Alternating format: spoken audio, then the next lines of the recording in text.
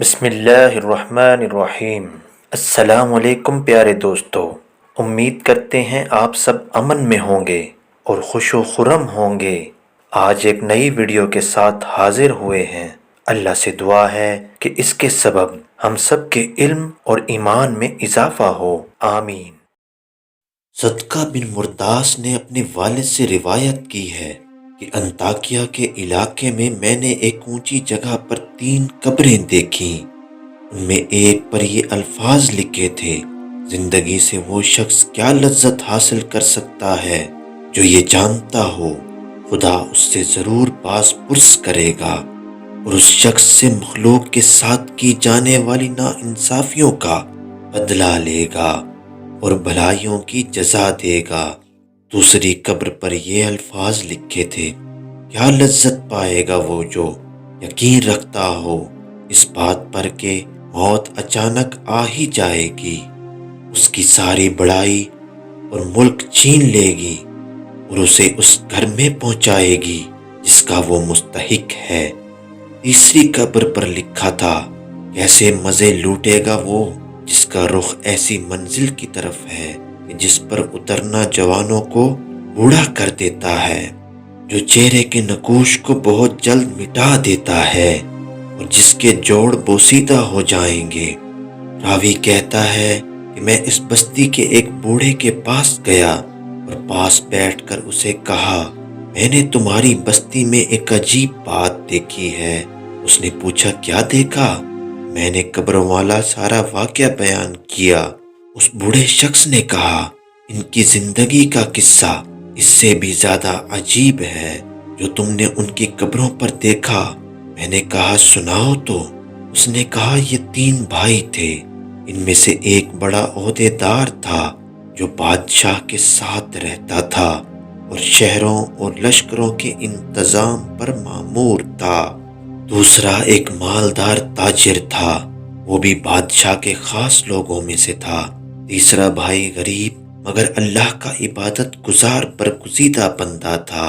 اس عبادت گزار کی موت کا وقت جب قریب آیا تو اس کے بھائی اس کے پاس جمع ہو گئے۔ دونوں نے اس عبادت گزار بھائی سے کہا: کوئی وصیت کرو۔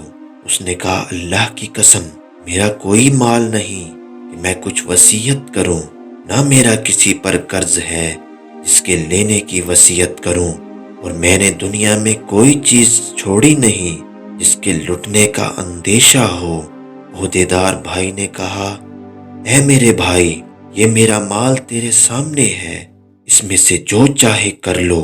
اس نے رخ موڑ لیا۔ تاجر بھائی نے کہا: میرے بھائی، تجھے میری کمائی اور دولت کا پتہ ہی ہے، اس میں سے کچھ خرچ کر لو تاکہ کسی کی بھلائی ہو جائے اور ثواب تمہیں مل جائے۔ وہ عابد بھائی دونوں کی طرف متوجہ ہوا اور کہا: مجھے تمہارے مال کی ضرورت نہیں ہے، لیکن میرا ایک کام کر دینا۔ انہوں نے کہا: وہ کیا؟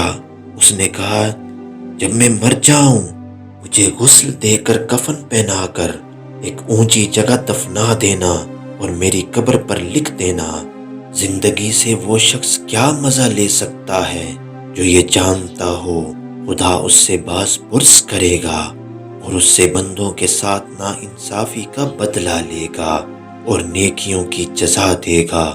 جب یہ کام کر لو تو روزانہ میری قبر پر آیا کرنا، شاید تمہیں نصیحت نصیب ہو۔ انہوں نے اس کی موت کے بعد ایسا ہی کیا اور اس کا عہدیدار بھائی روزانہ وہاں آتا اور ان الفاظ کو پڑھ کر روتا۔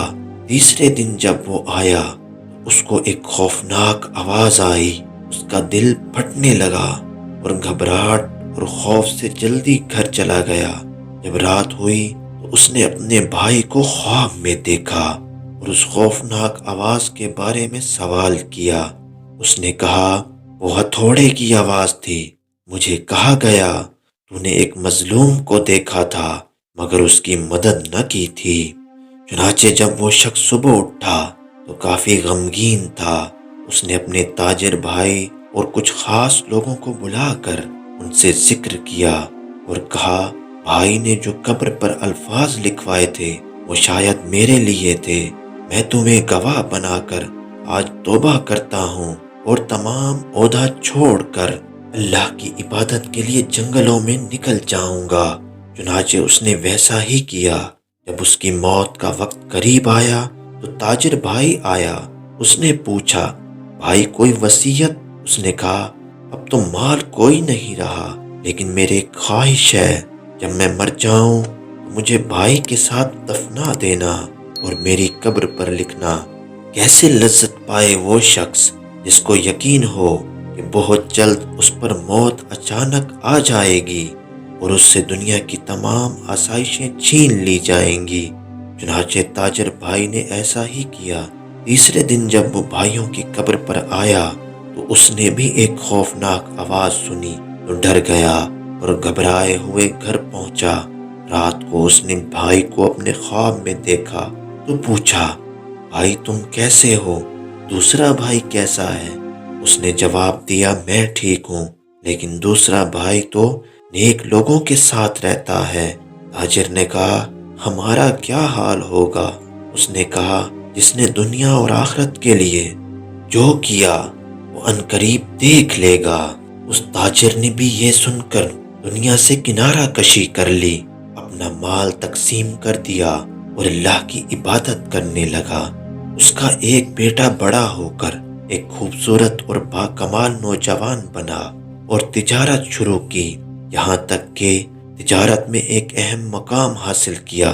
اس کے باپ کی موت قریب آئی تو اس نے پوچھا، ابا جان کوئی وصیت نہیں کریں گے؟